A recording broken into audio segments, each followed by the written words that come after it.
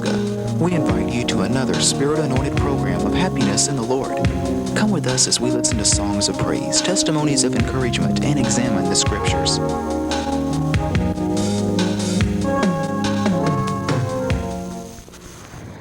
Hi, we're here at Victims for Justice in downtown Anchorage. We're on our way upstairs to meet with Sharon and Janice to find out exactly what Victims for Justice is all about. Hi Sharon, hi Janice. Welcome. Sharon and Janice, I've wondered for a long time, is Victims for Justice a local advocacy network? Is it a national outreach? If it is local, when did it start and what was the purpose for its beginning? Started here in Anchorage out of our own personal tragedy. And no, we're not a national group. There is a national group called National Organization of Victims Assistance that we network with. And actually that's when we first started our healing, is when we went to these other meetings, or the first one was in North Carolina that we were aware of, to find out that we weren't the only ones that suffered. I think that was my biggest realization, was that there were other people that had gone through the same thing. Here you meet with your family, you meet with your friends, and after a homicide, you're kind of an outcast, and people are kind of afraid of you, and they're afraid to talk to you because you might cry. It's really a hard thing to handle. When you go to these other places and find that there are other people who have been through the exact same thing, that's when your healing starts. And there again, that's when we brought our information and we tried to help people start their healing process here too.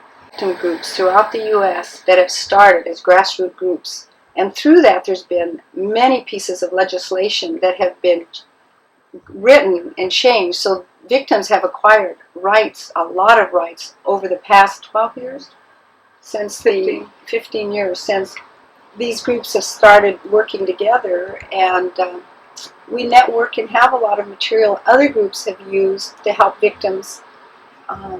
And then we share with them too. So it's a neat thing. But you know, we belong to NOVA, but we're also grassroots. Sharon, I find that very interesting view of the word prisoner in the New Testament. I've always viewed that just a slight different perspective, and I've always viewed the prisoner of Scripture, Matthew 24, 25, 26, as being one who is unjustly in prison. And we do know that Christ cares for all, including those of horrible criminal records. However, the word prisoner there I interpret to mean those who had been unjustly imprisoned. God highly values us caring for the justice of that person. I do believe that God's ultimate concern is, as you know, justice for all, even the victim. When somebody has undergone a tremendous tragedy, the most important thing people can do is talk to them. And most people are afraid to mention about the tragedy or talk about their loved one, because if they cry, they're afraid of that. They don't know what to do. But I'll tell you, once you've been a victim of violent crime, that's all you think about, day and night, morning and evening. It's always on your mind. And it's a great relief if people will let you talk and let you ventilate. And if people cry, reassure them. It's okay if you cry. Don't get uncomfortable. Don't get nervous. But just be there and let them talk and listen.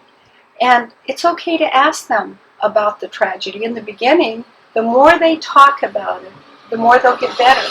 The more you keep it inside of you, the more you think about it, and it blows up anyway. So you do them a favor by allowing them to talk.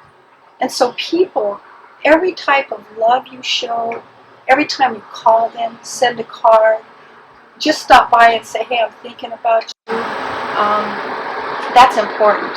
Any love you show, and whatever happens, you know, after any kind of death, after about 4 months to 5 months, people are saying, okay, don't talk about it anymore. It's time to go on with your life. Well, in the beginning, the first months you're in such shock your mind and your body's trying to comprehend, hey, this person's dead. The person I love has been murdered. And your body and your mind can't even comprehend that. It may take 3 to 4 months to grasp the reality of what has happened.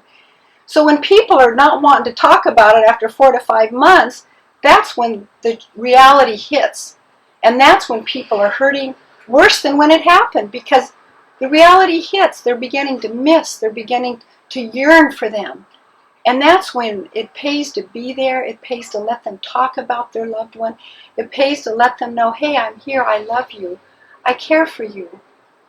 And the more they talk, the better it feels. But what happens when a murder happens, when you start talking about the gory details of how someone you love was murdered, people freak out. They don't want to hear it. They can't stand to hear it. And they back away from you. And I know after our tragedy, I learned quick, don't talk to people because they couldn't handle it. But in reality, I mean, if you can find a way to handle it, you're helping them to allow them to talk. And the first year is a nightmare. Every day they live, they're learning a new day of grief of living without their loved one. So every day is a tough day. And any love you show, believe me, and you don't have to say anything, just be there and let them talk. Hug them. Let them know you're there, you care.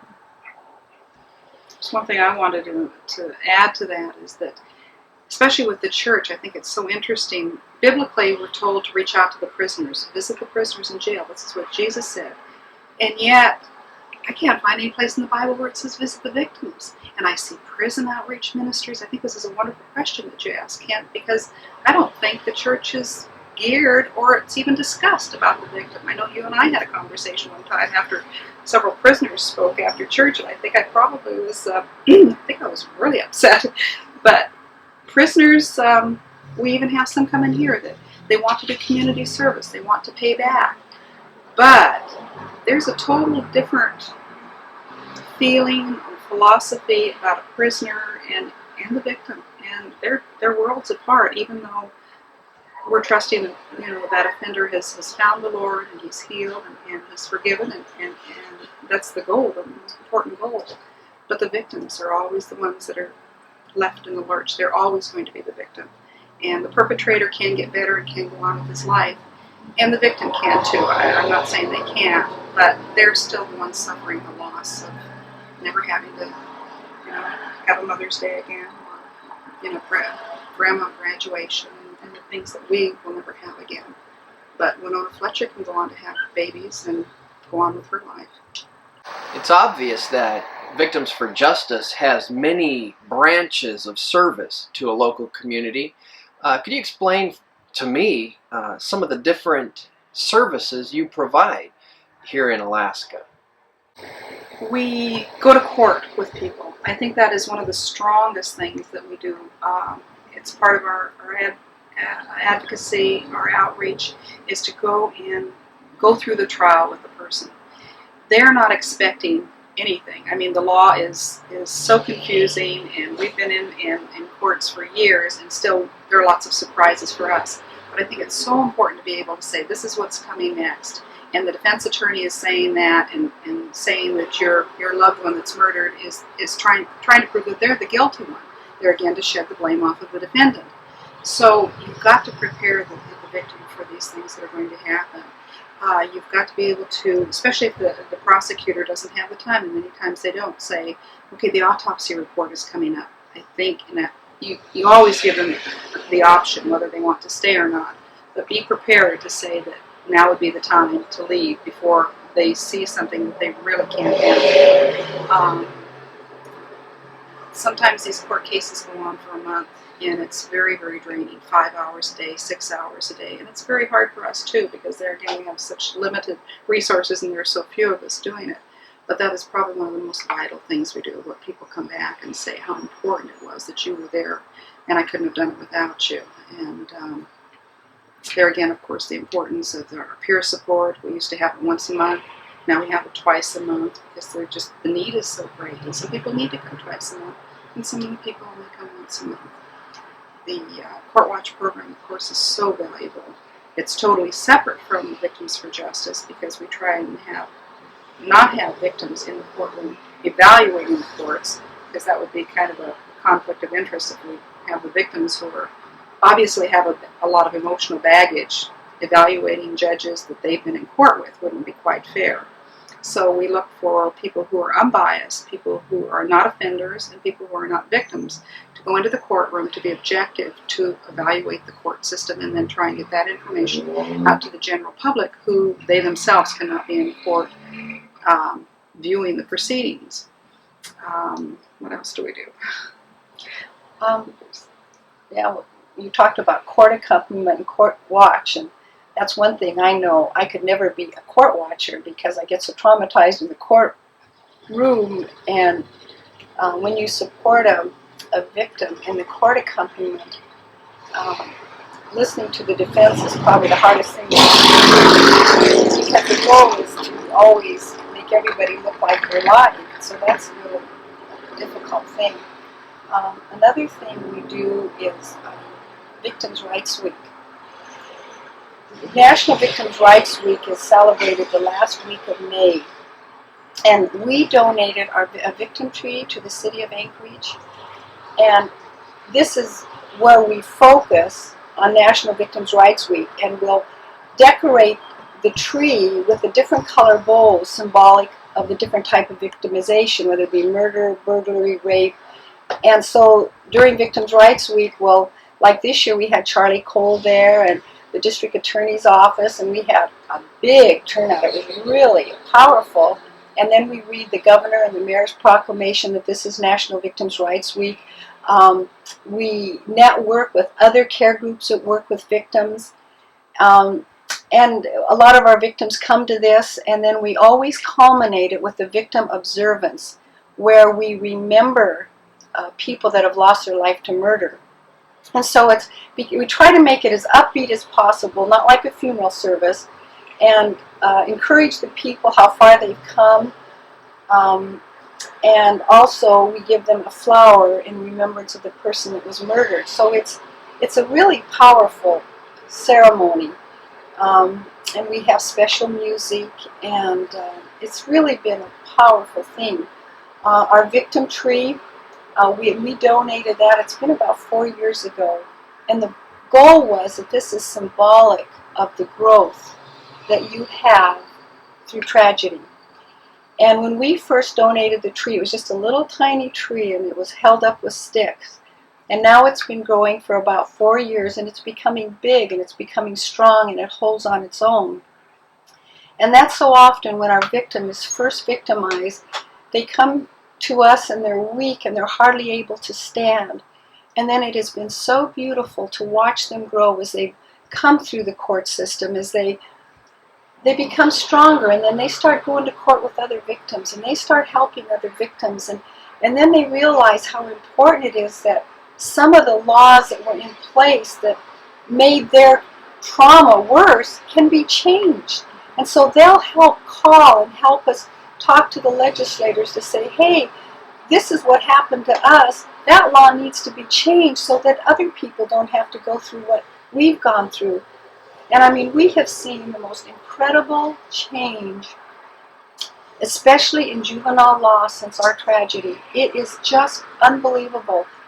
When our tragedy first happened, literally, you weren't supposed to know anything about the juvenile. You were not supposed to be allowed to attend the trial or anything that happened with the juvenile because of the juvenile privacy laws. And the juvenile could choose whether you attend the hearings. And that blew us away, because here these people can walk in, destroy our family, and then we can have no part of the system. And so it took us an incredible court battle. It took us money and energy, because we needed to know what happened. We needed to know what kind of person could murder someone we love. I mean, when I look back at the time, I didn't know that. But that was important, to know everything you can know about the perpetrator. It's part of your healing. It helps your mind put handles on those questions that drive you crazy. And so we encourage people to participate. Well, now a victim can attend all the juvenile hearings. They're a part of that. And now, for the first time, like again, because of the juvenile privacy, if a juvenile offends somebody or murders somebody and they're not waived to the adult court, then all of a sudden the victim has no idea knowing what is going on in that juvenile's life.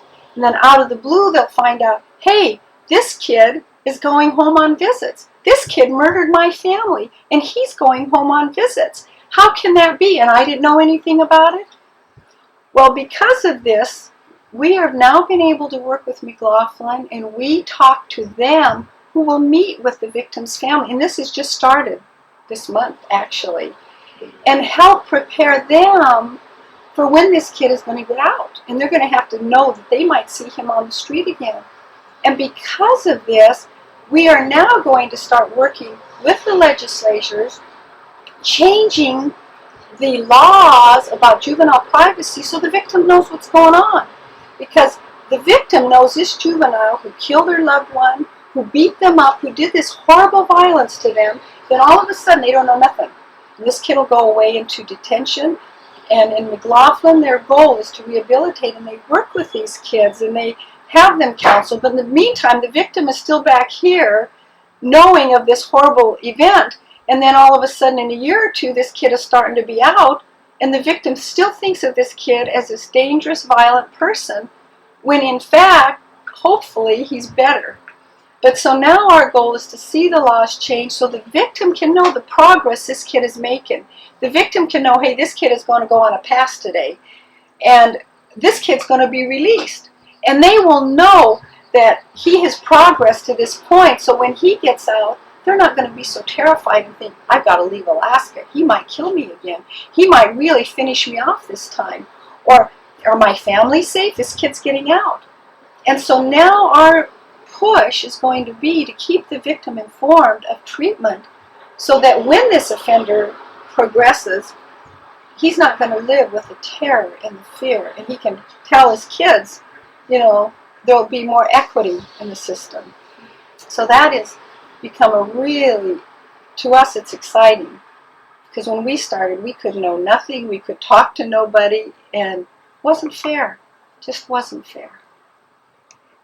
So can you think of anything else? We do a lot of speaking engagements. We've been asked to help with training police cadets, and this year and last year, I believe, last year was the first year, and that's been quite exciting, asking for evaluations on how we've done. And there again, even as a police officer, it's been interesting that some of the comments is that somebody said it sent chills up and down their spine when we actually told of the details of the emotions that we felt in the beginning and what we went through. And as a police officer especially, we feel they really need to know how a victim feels, because they're going to be online on the front scene. And I think that's a very, very valuable. We're very honored to be in that position, and I think that's a very good community service that we're doing there. We do a lot of speaking engagements to the schools, the high schools. There again, letting them know that victims are real people. McLaughlin, there again, a lot of juvenile offenders, and we can go in there because of where we've been and because we were offended by a juvenile. It gives them a little bit more of a reality, and I think maybe we just hope that some of the things that we say help them as well. And this year when we speak at McLaughlin, and again the purpose is to let them know what trauma happens to a person that has been victimized. And so I'm going to bring the burglary victim in with us. I mean, the nightmare that that woman went through from the moment the burglary happened, the fear, the trauma she lived with, and then having to go through the criminal justice system and the tremendous delays, and then trying to get her stuff back. I mean, it's incredible, the trauma that a person goes through. It's unbelievable, and the impact it has. And so hopefully we can communicate this to those people that are reachable. Some can never be reached. So we always go into that really prayerful, I guess, sharing with the kids. Janice and Sharon, I'm interested in knowing what part Christianity played in your own healing as you experienced such tremendous tragedy in your family. What did Christ do, and how did Christianity assist you in your recovery? I think the hardest thing, everybody talks about asking why, I don't know if there's a victim alive that hasn't asked why. You have to go to God and ask why too. You know, they were Christians. They loved the Lord. Daddy was Spirit-filled. And they had a beautiful relationship with the Lord. And I guess that's probably the best thing that we can always be thankful for. Hang on to is knowing that we're going to see them in heaven, all three of them. But still, that horrible thing of why they had to suffer, why they had to go through this terror. And I couldn't pray. I was so mad at God in the beginning. Or I should say I couldn't read my Bible, because every time I read the Bible there was a promise in there about guidance and protection. You didn't do that. You didn't do that. But the prayer life, and sometimes just the strength of saying the word Jesus is what got me through the day. And I'd wake up at 3 o'clock in the morning not sleeping, and it would be Jesus, Jesus, and Jesus. And I think that one word probably gave me more strength and got me more through the first 3 months than anything.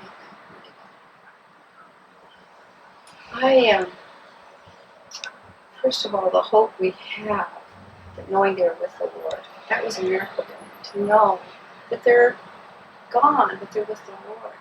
And I feel sorry that, and I'd miss them, but that was a miracle. I mean, I'd always be so grateful for that hope that I have.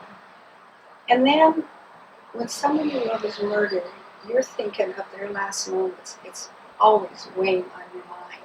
What they went through, those last moments, the terror and the nightmare when the gun was held to their head, and when Dad realized my mother was shot, and then he saw her shoot Amelia in the head, and he was next. I mean, I couldn't get that out of my mind.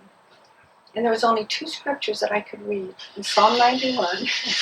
And I'd always say, Lord, I know you're supposed to protect us. I don't understand why you did, but for some reason I found hope in that, because it took 2 months after the tragedy before they found who killed them.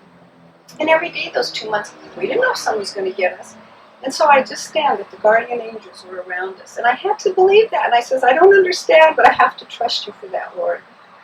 And then in Corinthians, where it talks about this temporary weight that so easily besets us, and that God is working for us an eternal weight of glory. And that was my strength. I lived on that and knew somehow that was happening. And because I guess I have been fairly grounded in the Word, the scripture that would come over and over. And every time I get flashbacks, I just start reading the scriptures. That's the only thing I could read for a whole year. And it was incredible how God took that away. And then, this is taking too much time, but the miracle to me was when I would think of my dad's last moments, one day the Lord allowed me to go through them with Dad.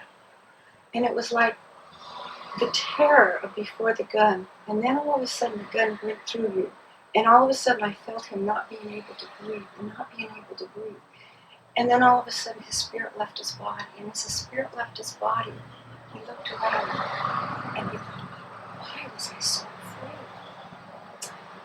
And I mean, it was just like all of a sudden, that's what it's going to be like when we all die. We'll be so terrified, and then all of a sudden we're free.